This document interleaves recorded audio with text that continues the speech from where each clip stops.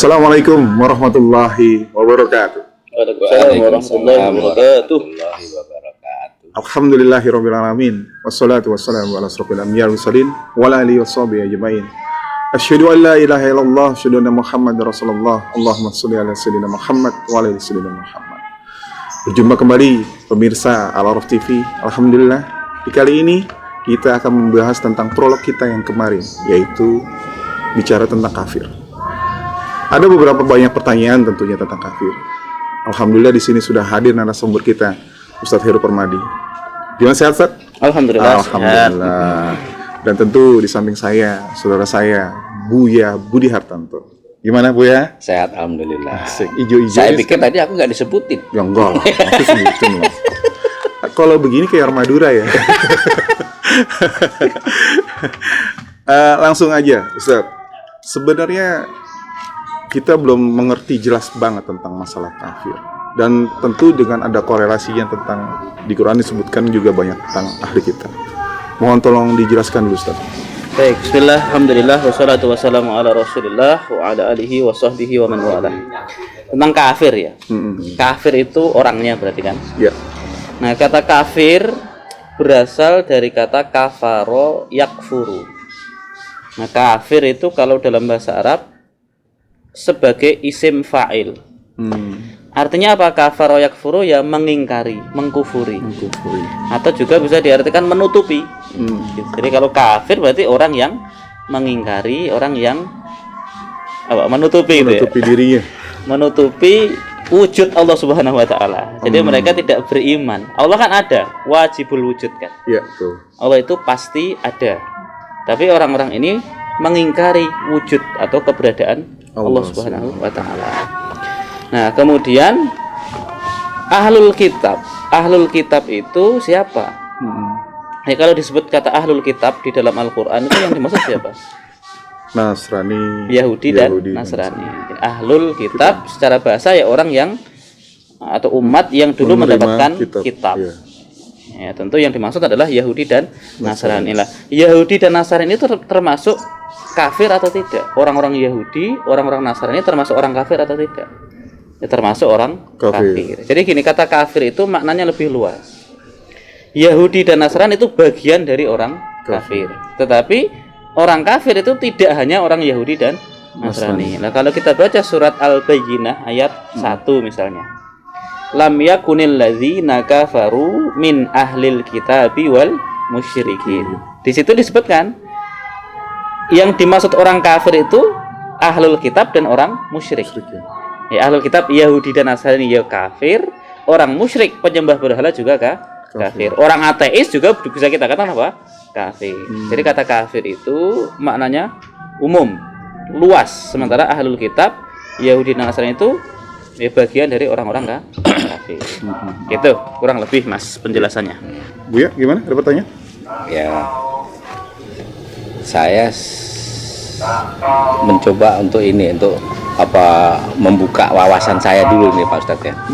Kalau saya memahami tentang kafir itu kan, itu sepertinya kalau sudah seperti bahasa sehari-hari di lapisan masyarakat kita Indonesia kita ini.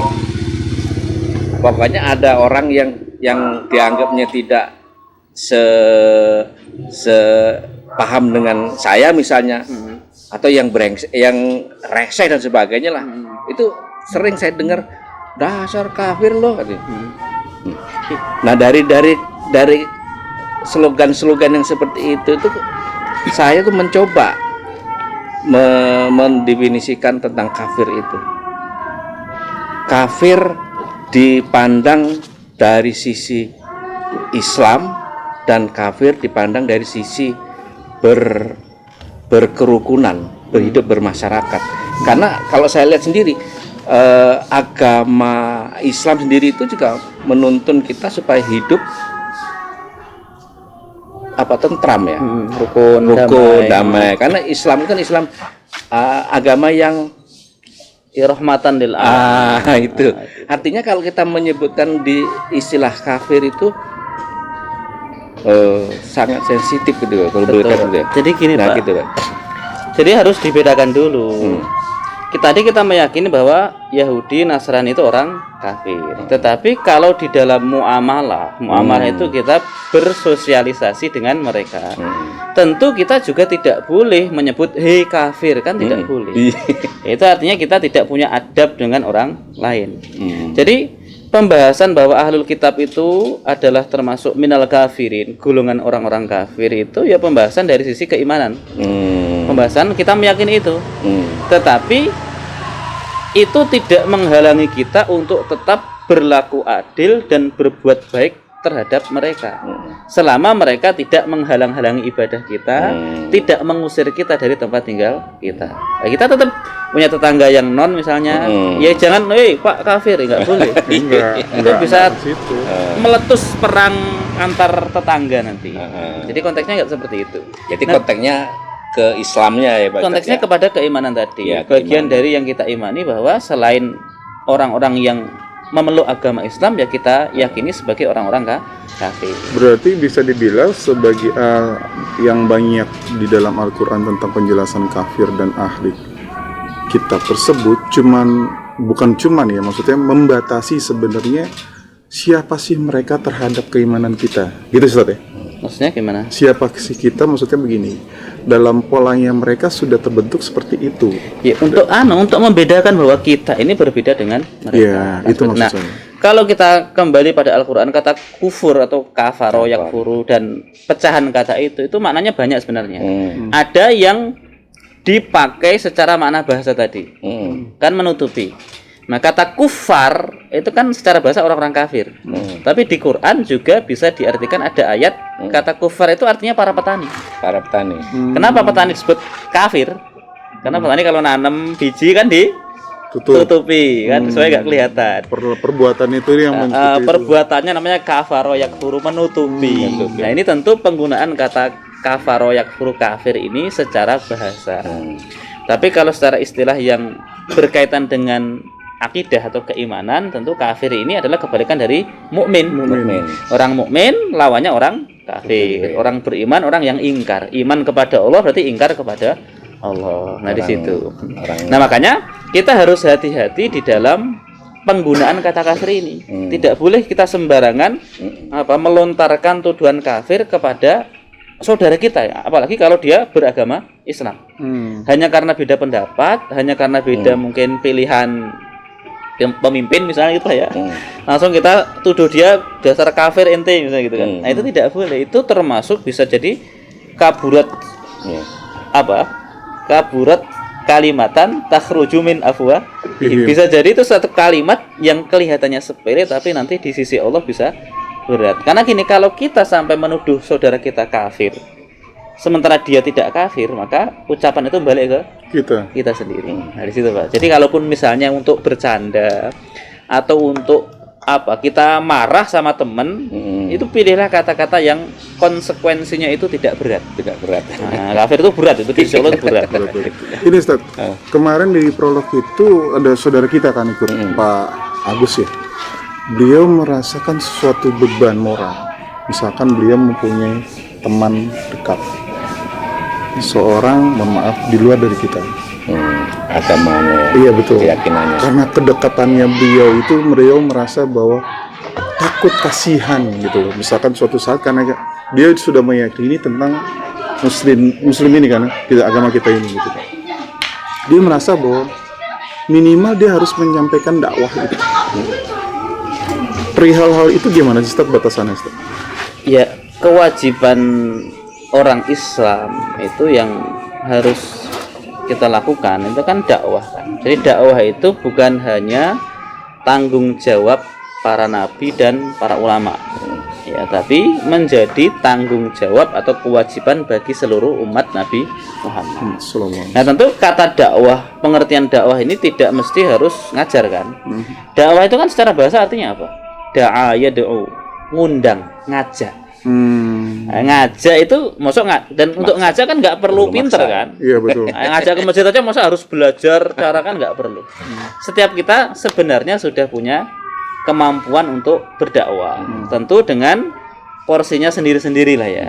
Ada yang pinter ngajak orang misalnya nih, ngajak orang Islam ke masjid. tapi dia nggak bisa ngajar. Nanti untuk ngajar diserahkan pada yang lain. Nah, kita kan punya banyak saudara yang sering ngajak ayo ke masjid, tapi dia nggak bisa ngajar sebenarnya.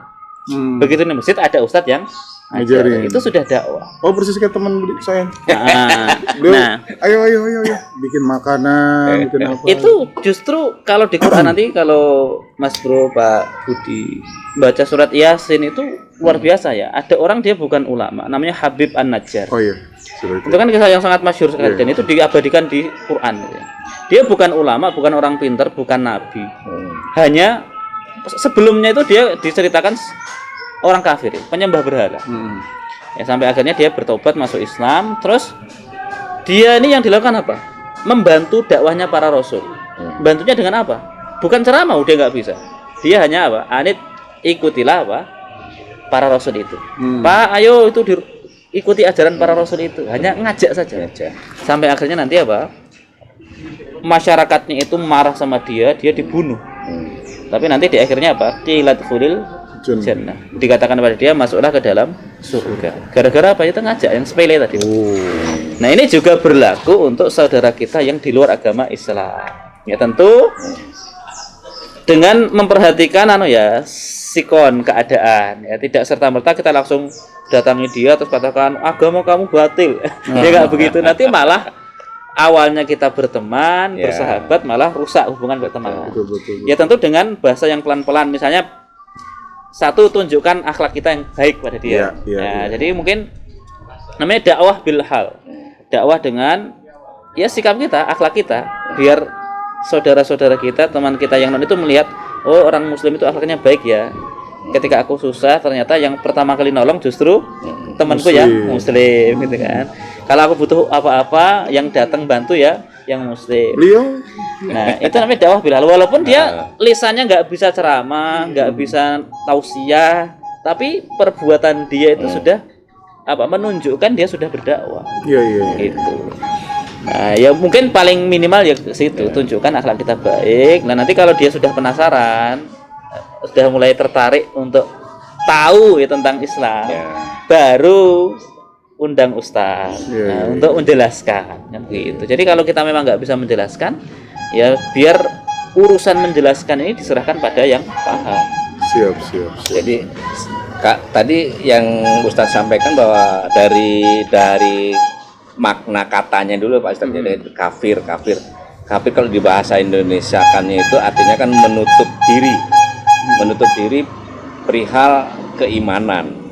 Kalau kita menutup diri keimanan, tidak percaya kepada Allah, dan akhirnya kalau tidak percaya sama Allah ya artinya petunjuk-petunjuk yang dari Allah kayak sholat dan sebagainya itu tidak dilakukan. Nah, kan banyak juga dalam kesehari-harian ini. Kalau saya kenalan, namanya siapa?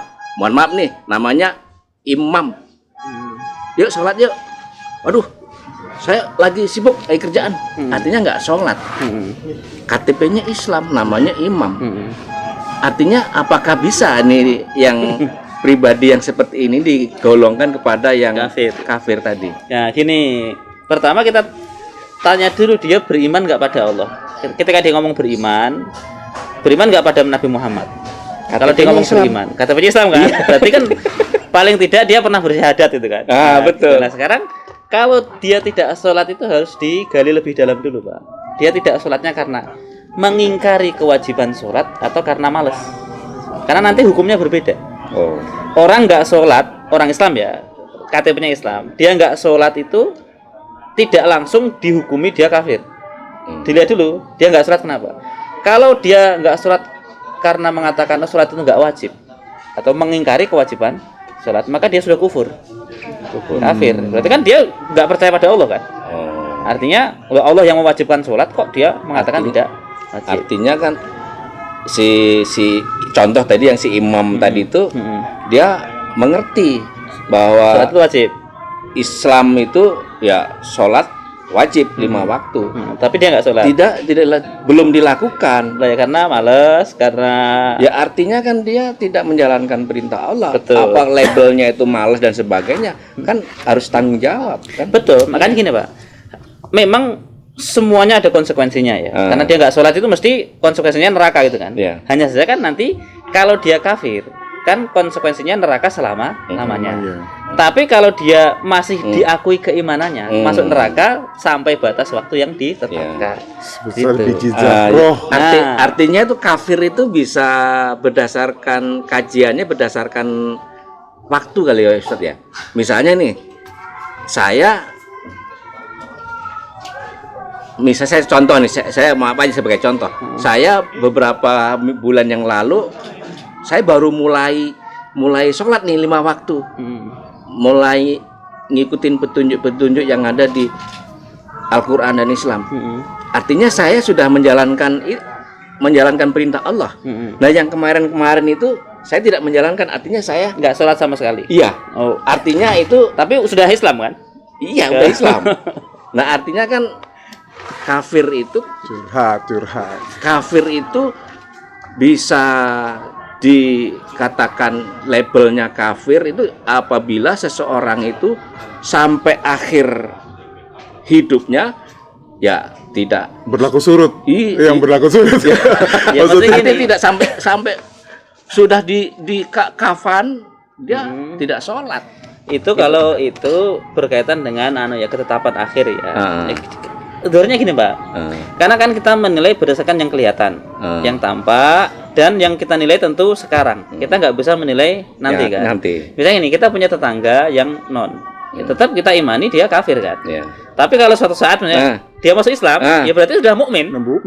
Nah, tidak lagi kafir dong. Pengertiannya masuk Islam itu syahadat aja, sampai syahadat aja. Sampai syahadat.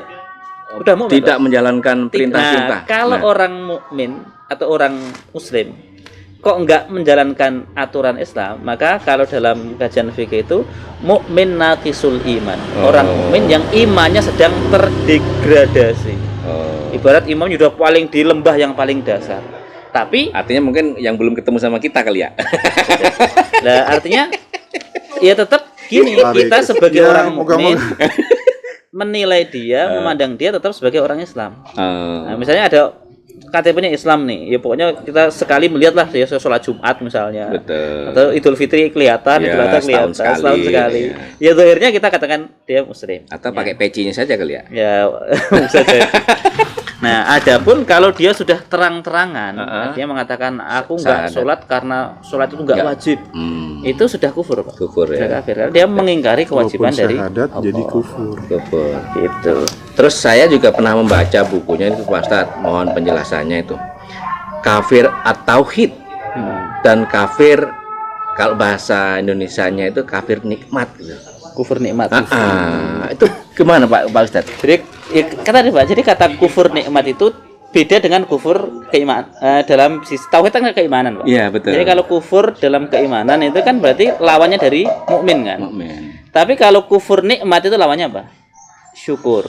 Nah, jadi kalau orang dikasih nikmat kok nggak syukur itu kufur nikmat. Jadi kata kufur dalam Quran itu maknanya banyak. Ya. Ada yang kufur lawannya iman, ada yang kufur lawannya syukur. Atau gitu, mungkin tadi kalau misalnya yang orang Islam tapi tidak tidak sholat ya itu mungkin kalau itu kafir situ kali ya. Kalau itu kadarnya gitu kita pun bisa jadi, Pak. Kalau kita dikasih nikmat harta, nah harta digunakan untuk sesuatu yang tidak manfaat, itu kan sudah bentuk kekufuran sebenarnya. Kekufuran juga. Dikasih nikmat oleh Allah harta, terus nggak mau bayar zakat, itu kan kufur. Sedekah nggak mau, itu kan kufur kan. Nah, kamu mencari dikasih harta terus nggak mau apa maksudnya? Kamu gunakan untuk maksiat, itu kan kufur. Gitu. Banyak ya kalau ini manusia itu 15 menit kalau kita ngomongin masalah kufur ini. Yang jelas pokok-pokoknya udah tahu. Pokok-pokoknya udah tahu. Cuman Anda kan banyak melebarnya jadi. Iya, pemirsa tahu lah gimana. Tapi alhamdulillah banyak ilmu juga. Tapi memang keseharian itu ada seperti itu gitu loh. Kita juga patut dijadikan sebagai referensi pertanyaan. Ya moga-moga obrolan kita kali ini benar-benar bisa juga memberikan manfaat ke pemirsa semua. Amin. Dan bukan berarti sombong, tapi mohon maaf saudara pemirsa, belum ketemu kita bukan berarti sombong. Tapi harapan kami, nggak, maksudnya belum nonton channel kita. Harapan kami, Ustadz tadi kan bilang juga dakwahnya kita masing-masing beda. Mungkin cara ini yang bisa kami lakukan sebagai bentuk apa Ustaz ya? Kalau bisa dibilang membantu agama Allah boleh juga nggak kayak gitu? Ya, insya Allah. Insya Allah bisa gitu, insya Allah segitu. Tinggal dilurusin niatnya. Tinggal kan? dilurusin niatnya aja. Terima kasih pemirsa, doakan kami agar kami tetap istiqomah lurus pada jalannya Allah Ta'ala, lillahi ta'ala. Masalah pembayaran dan segala macam itu efek dari itu semua. Ada lagi? Cukup? Cukup ya? Ya, Insya Allah. kita Ustaz, terima mohon kasih banyak. bantuan kepada para YouTuber di sana untuk subscribe dan like-nya. Ya, terima kasih. Jangan lupa notifikasi biar Anda mendapatkan video terbaru dari kami. Terima kasih. Assalamualaikum warahmatullahi wabarakatuh. Waalaikumsalam warahmatullahi wabarakatuh.